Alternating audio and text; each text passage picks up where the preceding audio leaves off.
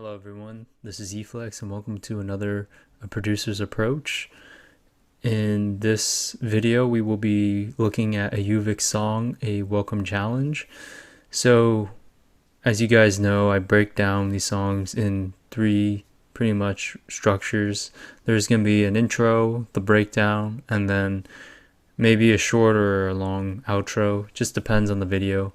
But I just want to get into a Auvic and the song right now. So a Auvic song, A Welcome Challenge. Right now I rediscovered the song again and it's just been kind of in my head. But a Auvic I've been listening to for quite a while. I first discovered him when he was doing a lot of collaborations with Rob Gasser, but then his own independent songs got promoted on Xketo a lot when I was following Xketo quite a bit. So now I'm like a pretty good fan of a Auvic. I mean, I try and listen to most of his stuff. Sometimes I miss like a few songs, but like most of his bigger songs are really good, and I've listened to enough songs to know his style and his kind of sound design per se. But overall, this is a Auvic's song, A Welcome Challenge. It's a more modern version on electro, kind of with a more 8-bit sound, so we'll get into the song.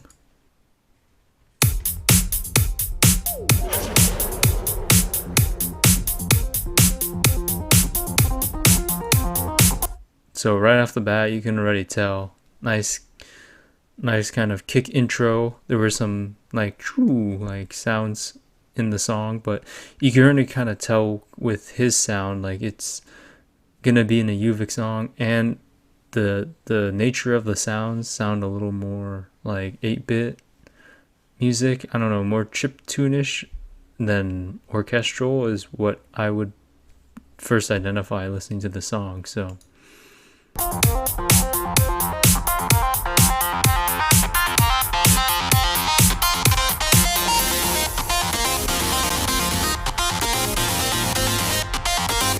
really nice. So the song had a more kind of straight out of the get-go 15-second intro. Certain electro songs have that, depending on the structure, 15-30 seconds. Very rare for an electro or complexo style song to have a minute intro. Some do. Most of them that I've heard are at least 30 to 15 seconds. So yeah, basically he had the ARP kind of playing from the beginning and automating up in volume, and now you kind of hear the ARP playing and with a chord progression on the bottom, which is pretty cool. Nice breakdown section, something personally I would do as well. Maybe introduce the sound in the beginning and then kind of break with more of the chord progression that you're going to be using with the lead on top, or sometimes for me I don't even add a lead, so it just depends.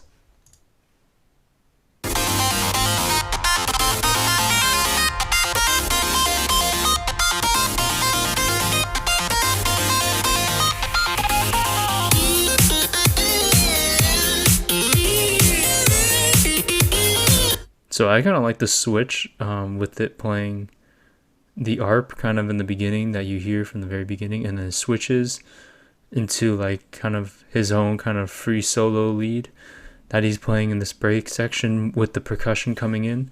So that actually is a pretty nice kind of transition and switch, because then it gives more of like a little bit of a solo before the drop, which is cool. Gives you something to look forward to, something a little bit different.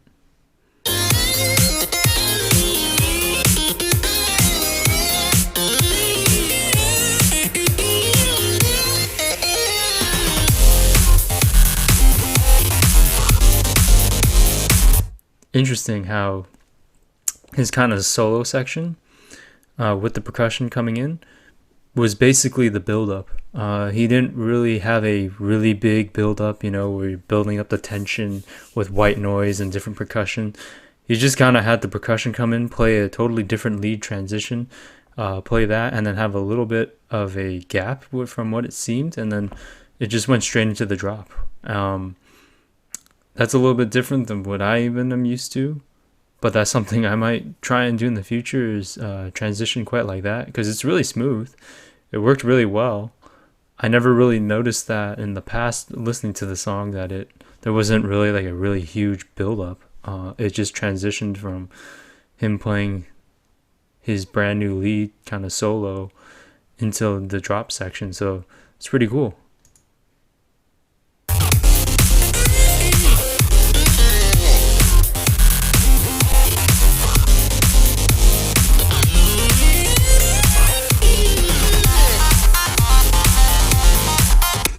So it's pretty cool with a lot of complextro from what you heard in the first part, with a lot of the sounds playing and then the lead playing, or a kind of arp or lead playing.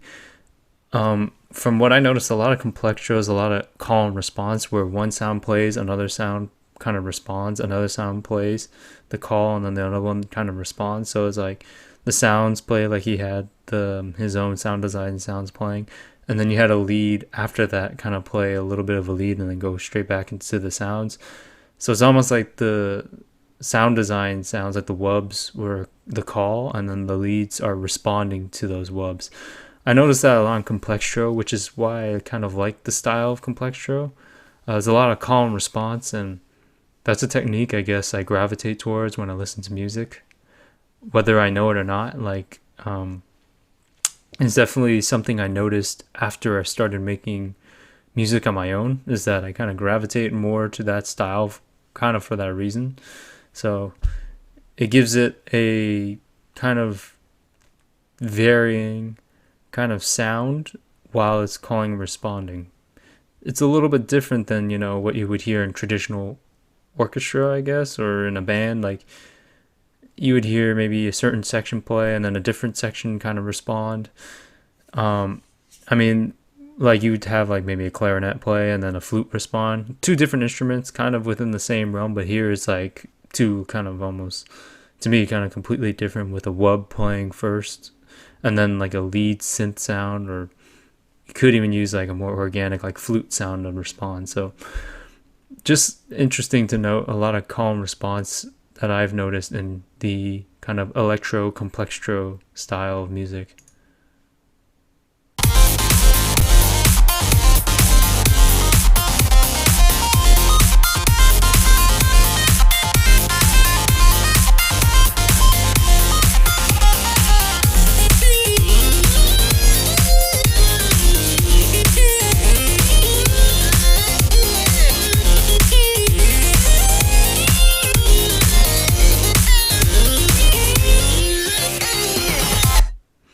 So what I really like is how he transitions from that kind of beginning lead harp sound to like his kind of free solo kind of lead that he just writes in. Like, the transition and switch back between those two is like seamless and so smooth. I've tried to do that in songs and I've failed so many times that I just gave up. That's actually a really hard transition to do midway in a drop in like any song. So give Auvic a lot of credit.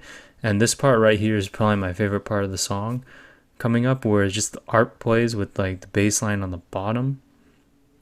And I don't know, like the percussion seems more simplified or something, because it just feels like what I call like a grinding. You're just kind of grinding, and it's just like kind of a grinding sound, and like you're gonna like kind of, you gotta do something, you gotta grind it out, like, I don't know, if I was like having to lift something and I have to grind it out or something, then, I gotta grind out what I'm doing, and that would be the part where like, I feel more motivated to do something, I guess. So just an interesting personal opinion and perspective of mine.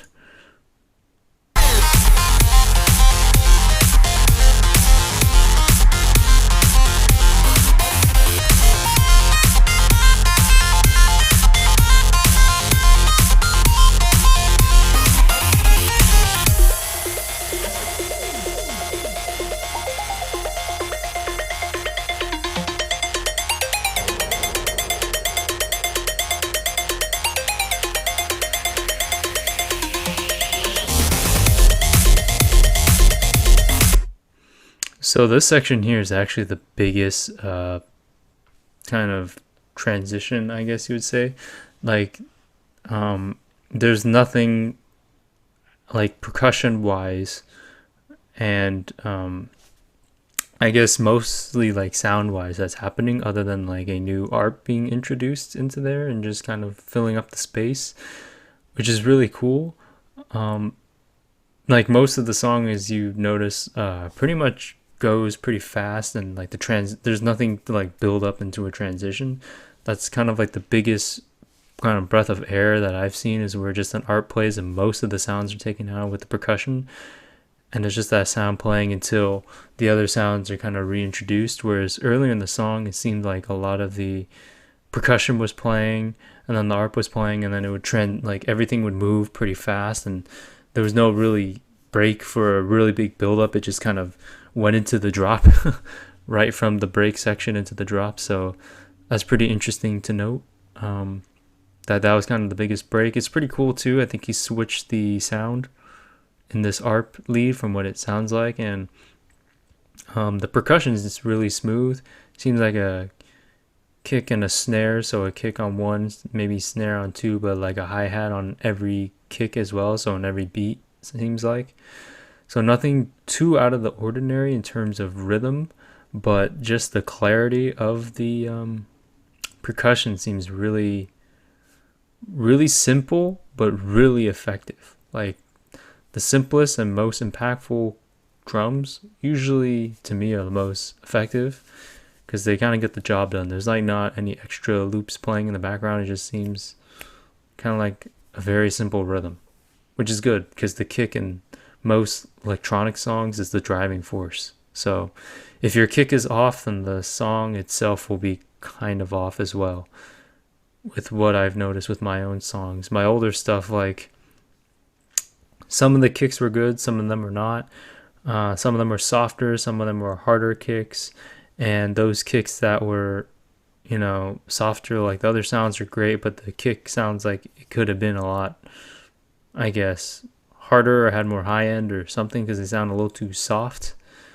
And that's not bad depending on what you're going for, but I was trying to go for a harder kick, so the driving force and impact wasn't there as much as this song. Like, Auvic picked a really nice kick, and man, you can tell it kind of defines and drives the whole song pretty much, along with the other sounds in the song. But that's kind of like the backbone of the song, is a really good kick drum, I'd say, and good percussion too, but the kick drum really kind of is the driving force and the backbone. So good to note. And that's just my perspective on kick drums and stuff. Let's get back to the song.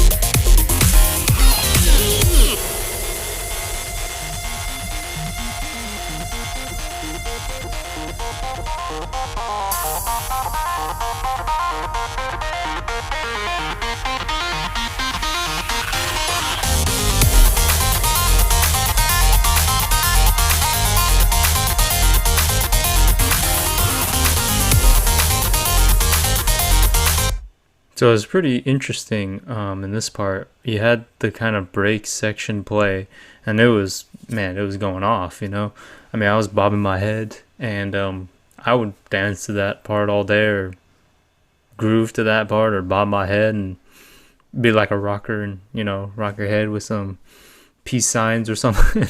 But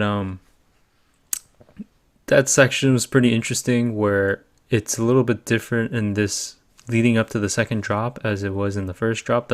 Leading up to the first drop, everything was kind of together, and everything kind of went really fast, and just there was no kind of breaks in between each section, or it was noticeable enough to where there was kind of like a breath of fresh air, or a breath of air in between each section. Whereas this section, you hear the this mid break section, and he's playing the lead with those kind of a complextro kind of part with his sound design, and then after that it kind of there's like a kind of a gap in between that break part, and then now it's kind of transitioning up in a more traditional sense into the second drop, which is interesting to note. The first drop was kind of a very sudden kind of build into the drop. Like there wasn't really a build, it just kind of went in from the break right into the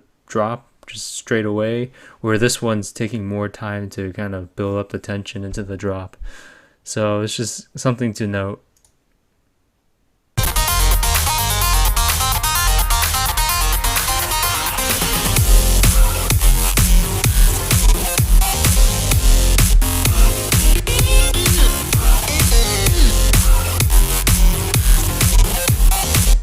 So that white noise sweep in this drop is a little bit more apparent. There might have been a white noise drop right before the transition from the break into the first drop earlier in the song.